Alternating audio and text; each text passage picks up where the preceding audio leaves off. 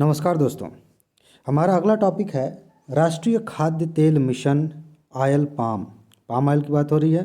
आपको पता होना चाहिए कि हमारे यहाँ जितनी ज़रूरत है तेल की, खाद्य तेल की, उतना हम उत्पादन नहीं करते, हम बाहर से मंगाते हैं।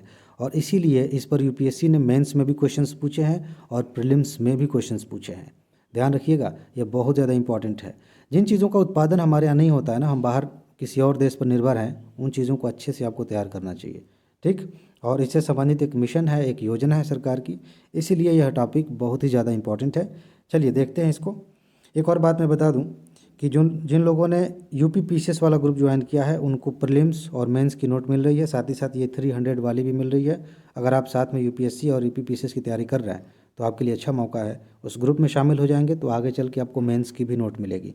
अगर सिर्फ यूपीएससी की नोट चाहिए और सिर्फ प्री वाली, ये 300 वाली, तो लगभग एक हफ्ते वेट करिए, आपको मिल जाएगी। पीडीएफ के बारे में जानकारी के लिए आप डिस्क्रिप्शन में दिए गए लिंक पर क्लिक करेंगे, आपको पता चल जाएगा। चलिए आगे बढ़ते हैं। तो ये जो मिशन है इसका मकसद क्या है?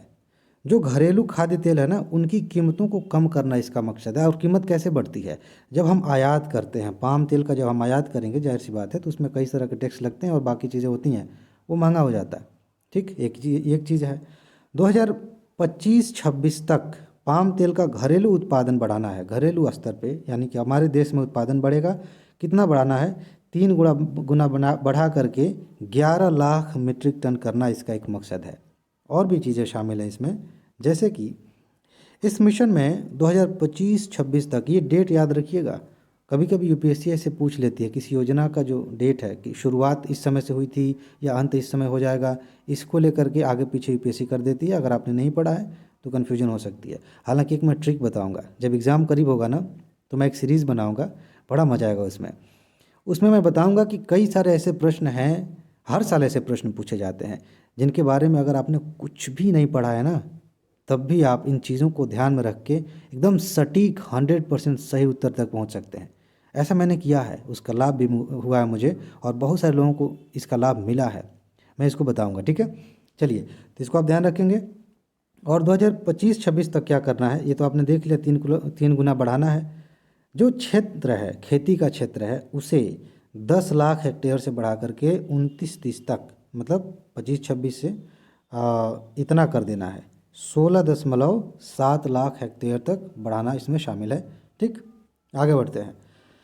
योजना का विशेष बल, ध्यान दीजिएगा, बहुत इंपॉर्टेंट है। विशेष बल उत्तर पूर्वी राज्यों और अंडमान निकोबार द्वीप समूह की तरफ है। क्यों?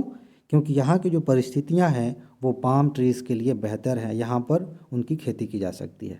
ठीक है ना, यहाँ से भी क्वेश्चन पूछा जा सकता है।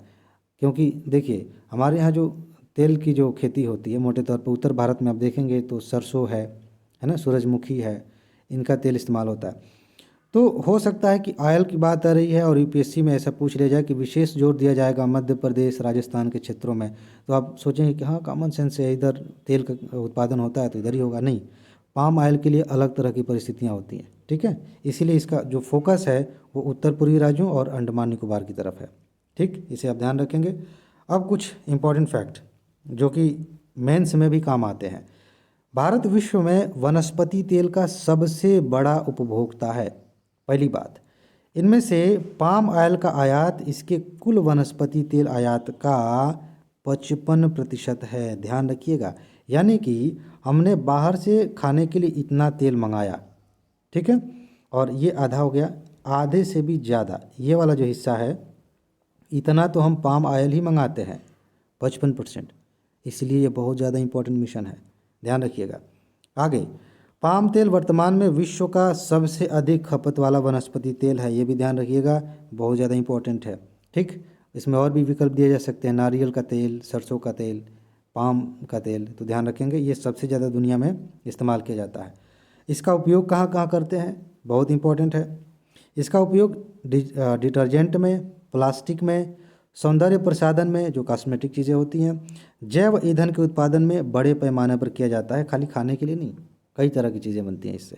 ठीक है, तो ये हो गया, इससे संबंधित बातें हो गई। अगला जो टॉपिक होगा वो एशियाई अवसंरचना निवेश बैंक से होगा, बहुत ज़्यादा इंपॉर्टेंट है, इससे क्वेश्चन पहले भी पूछे गए। ठीक है, तो इसमें बस इतना ही है।